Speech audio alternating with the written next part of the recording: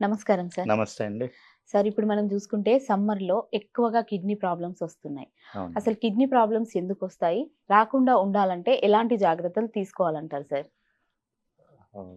బేసికల్‌గా ఏదన్నా ప్రాబ్లమ్ వస్తుందంటే దాని రూట్ కాజ్‌కెళ్ళాలండి.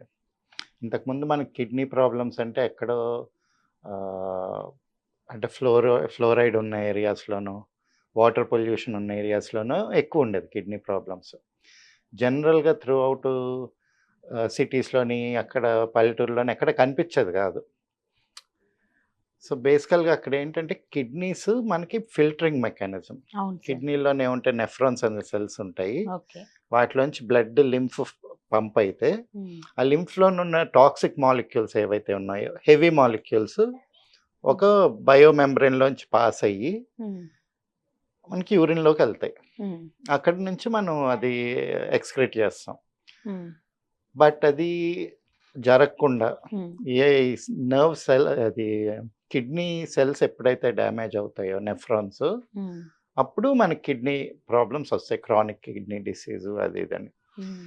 కాపోతే దానికేంటంటే మనకిప్పుడు ఏమి సొల్యూషన్ లేదు అంటున్నారు. Okay sir. బట్ మనం ఏంటంటే ఫస్ట్ ఇది రాకుండా జాగ్రత్త పడాలి. Yes sir. అంటే కిడ్నీస్ మీద మనం ఎక్కువ లోడేస్తున్నాం. అవును. ఆ లోడ్‌ని తగ్గించాలి. Okay sir. ఇప్పుడేంటి కిడ్నీస్ ఫిల్టర్ చేసేది హెవీ మాలిక్యూల్స్ మేజర్‌గా. మనం హ్మ్. ఇప్పుడు హెవీ మాలిక్యూల్స్ ఏం తీసుకుంటున్నాం? ఎక్కువ ప్రోటీన్ తీసుకుంటున్నాం. Yes sir. అవసరం ఉన్న దానికన్నా. అవును సార్. ఇప్పుడు మీరు కిడ్నీస్ టెస్ట్ కూడా అదే చేస్తారు. ఏంటి? ఓకే. ఆహ్, బ్లడ్‌లో ఇప్పుడు యూరిక్ యాసిడ్ గాని, హ్మ్. లేకపోతే మన ఈ ప్రోటీన్ కంటెంట్ ఎంతుంది? హ్మ్. అంటే ఫిల్టర్ అవుతుందా లేదా? ఓకే. ఈ ప్రోటీన్ బ్రేక్ డౌన్ అయిన తర్వాత ఓకే. క్రియాటిన్ అంటాం. హ్మ్. ఆ క్రియాటిన్ ఫిల్టర్ అవుతుందా? లేకపోతే బాడీలో ఉండిపోతుందా అని టెస్ట్ చేస్తాం. అంటే ఈ హెవీ మాలిక్యూల్స్ ఏవైతే ఉన్నాయో, హ్మ్. అవి సిస్టమ్‌లోనే ఎక్కువయ్యి వీటి మీద లోడ్ క్రియేట్ చేస్తుంది కిడ్నీస్ మీద. Okay sir. అలాగే మనం ఎక్కువ ఎసిడిక్ ఫుడ్ తీసుకుంటున్నాం. హ్మ్. ఓకే. ఎసిడిక్ నేచర్ ఉన్న ఫుడ్ మసాలాలు గానీ, హ్మ్. గోధుమలు, హ్మ్. నాన్ వెజిటేరియన్ అంటే వేడి క్రియేట్ చేసేది హ్మ్. బ్లడ్ లెవెల్‌లో. సో, ఇప్పుడేమవుతది యాసిడ్ వచ్చి ఏదన్నా బయో మెంబ్రేన్ తగిలిందనుకోండి, హ్మ్. ఆ మెంబ్రేన్ డిస్టర్బ్ అవుతది కదా! హ్మ్. బర్న్ అవుతది. అవును సార్. సో, దాని ఫంక్షనాలిటీ పడిపోతుంది. అవును సార్. సో, మనం ఫుడ్ విషయంలోనే జాగ్రత్తగుండాలి. హ్మ్. ఇంకొకటేంటంటే కిడ్నీస్ మీద లోడ్ ఎక్కువవుతుంది. ఎందుకంటే మన స్వెట్టింగ్ అనేది తగ్గిచ్చేసాం కంప్లీట్‌గా. Okay sir. అంటే చెమటలు పట్టనివ్వట్లేదు. హ్మ్. స్వెట్టింగ్ అనేది one of the major detox mechanisms. Yes sir. అవును. అంటే బాడీలోని ఫ్యాట్ మాలిక్యూల్స్, అవును. టాక్సిన్స్, సాల్ట్స్, ఎక్సెస్ సాల్ట్స్ ఏవైతే ఉంటాయో, హ్మ్. అవన్నీ స్వెట్ ద్వారా బయటికి పంపించుకుంటది హ్మ్. బాడీ. హ్మ్. కాకపోతే ఇవాళ రేపు మనకి ఉన్న ఎయిర్ కండిషనింగ్‌కి గాని, లేకపోతే మనకి ఉన్న లైఫ్ స్టైల్‌కి గాని, హ్మ్. చెమటలనేవి పట్టట్లేదసల. అవును సార్. దాంతోటి కూడా కిడ్నీస్ మీద లోడ్ అనేది పెరిగిపోతుంది. హ్మ్. అది గాకుండా ఇవాళ రేపేంటి చాలా ఏ ప్రాబ్లమ్ వచ్చినా గాని తొందరగా యాంటీబయోటిక్స్ తీసుకోవడం, హ్మ్. మెడికేషన్స్ వాడడం, హ్మ్. ఇవన్నీ కూడా ఎక్కువ చేస్తున్నాం. అలాగే మల్టీ విటమిన్స్ హ్మ్. అవసరం లేకుండా కూడా ఇదిగో విటమిన్ డే తగ్గిందనగానే కోర్సులు వాడడం వల్ల, హ్మ్. ఇవన్నీ కూడా మాలిక్యూల్స్ ఒకసారి అవసరం అయిపోయిన తర్వాత ఒక హ్మ్. టాక్సిన్స్ కిందే కన్సిడర్ చేసి బాడీ బయటికి పంపించుకుంటది. ఓకే. అలా లేనప్పుడు హ్మ్. కిడ్నీ డిస్‌ఫంక్షన్ కింద అది పరిగణిస్తుందనమాట. ఓకే. సార్ ఇప్పుడు కిడ్నీ ప్రాబ్లమ్ మనకు వచ్చింది అనంటే ఎలాంటి లక్షణాలు కనిపిస్తాయి సార్? బేసికల్‌గా మనకి యూరినేషన్ ఫ్రీక్వెన్సీలోని, హ్మ్. యూరిన్ కలర్‌లోని హ్మ్. డిఫరెన్సెస్ తెలుస్తాయండి. హ్మ్. కొన్నిసార్లేంటంటే మనకి ప్రోటీన్ ఇది ఎక్కువైనప్పుడు యూరిన్ స్మెల్‌లో గూడా మనకి డిఫరెన్స్ తెలుస్తది. ఓకే. ఆహ్, బాడీలో నీరు పట్టుకోవడం, హ్మ్. హ్మ్. కాళ్ళు వాచిపోవడం తొందరగా, ఓకే సార్. బ్లడ్ సర్క్యులేషన్ ఎందుకంటే కిడ్నీ ప్రాబ్లమ్ ఉందంటే బీపీ గూడా ఎఫెక్ట్ అవుతది. హ్మ్. ఆ బ్లడ్ ప్రెషర్ కరెక్ట్‌గా ఉండకపోవడం, హ్మ్. ఇలాంటివన్నీ కూడా మనకి జరుగుతా ఉంటాయి. హ్మ్. వీటితోని ఒక ఇండికేషన్‌లా తీసుకొని మనం బ్లడ్ టెస్ట్ చేస్తే మనకప్పుడు కరెక్ట్ ఒక ఇండికేషన్ ఒస్తదండి. ఓకే. కిడ్నీ ఆరోగ్యంగా ఉండాలి అంటే ఎలాంటి జాగ్రత్తలు తీసుకోవాలంటారు సార్? మెయిన్‌గా ఈ ఆహారంలోనండి హ్మ్. చలవ చేసే పదార్థాలు ఎక్కువ తీసుకోవాలి. హ్మ్. అంటే మనకి లైక్ ఆ! దేశవాళీ కాయగూరలుంటాయి. హ్మ్. బీరకాయ, సొరకాయ, పొట్లకాయ, ఆనపకాయ ఇలాంటివన్నీ చలవ చేస్తాయి. హ్మ్. అదే క్యారెట్, బీట్రూటు, హ్మ్. క్యాబేజు ఇవన్నీ కొంచెం వేడి చేసే పదార్థాలు. హ్మ్. అలాగే గోధుమలు చాలా వేడి చేస్తాయి. ఉమ్, మనకి ఇక్కడ ఏంటి రైసు, ఉమ్, జొన్నలు, రాగులు ఇలాంటివి చలవ చేసే.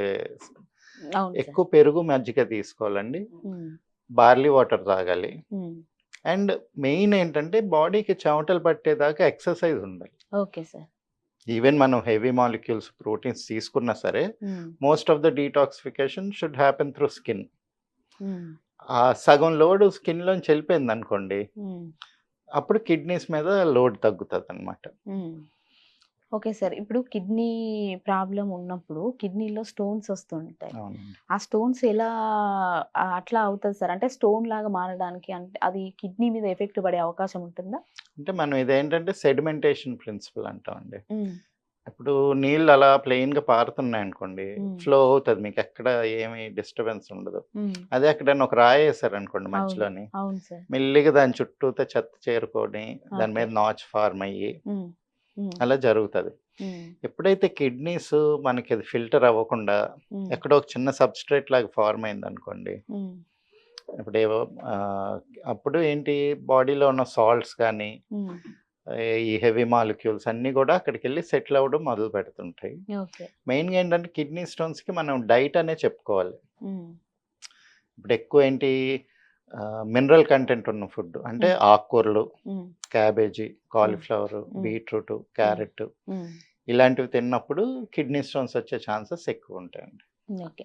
ఈ కిడ్నీ స్టోన్స్ వచ్చినప్పుడు సర్జరీ ద్వారా తీసేస్తారు. తీసేస్తారు. అవును. అలా కాకుండా న్యాచురల్‌గా కిడ్నీ స్టోన్స్ ఎళ్ళాలంటే ఎలాంటి జాగ్రత్తలు తీసుకోవాలి మనకి సార్? కొన్ని ఆయుర్వేదంలో టెక్నిక్స్ ఉంటాయి. కొండపిండాకు అంటాం. అవును సార్. అవును. అది తీసుకోవచ్చు. హ్మ్. గంగబాయిల ఆకుకూరకు చాలా పనిచేస్తది. హ్మ్. అదేంటి ఈవెన్ కిడ్నీస్ మనకి డయాలిసిస్ ఉన్నోళ్ళకి కూడా బాగా హెల్ప్ అవుతది. ఓకే. అలాగే మనకి ఇంకొక చాలా మంచి టెక్నిక్ ఏంటంటే మొక్కజొన్న ఉంటది గదా! అవును సార్. దాని పైన పీచొస్తది. అవును సార్. హెయిర్. అవును. హెయిర్. దాన్ని ఎండబెట్టుకొని టీలా కాచుకొని తాగినప్పుడు కూడా కిడ్నీస్‌కి అది చాలా మంచిది. కిడ్నీ స్టోన్స్ కరిగించడానికి అది హెల్ప్ హ్మ్. అవుతుంటదనమాట. ఓకే. అంటే ఇవి చిన్నగా ఉన్నప్పుడు కరిగిపోతాయి సార్. స్టోన్ సైజ్ పెరిగినప్పుడు కరిగిపోయే అవకాశం ఉండదని అంటారు గదా! ఎన్ని అదే రోజుల్లో ఆ మనకి సైజ్ పెరిగే అవకాశం ఉంటుంది సార్? కిడ్నీ స్టోన్స్ పెరగడం అనేది ఇట్స్ డిపెండెంట్. హ్మ్. పర్సన్ టు పర్సన్ వేరీ అవుతది. హ్మ్.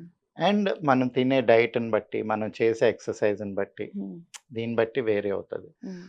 ఒకటేంటంటే కిడ్నీ స్టోన్స్ వల్ల పెద్ద ఇబ్బందుండదు. హ్మ్.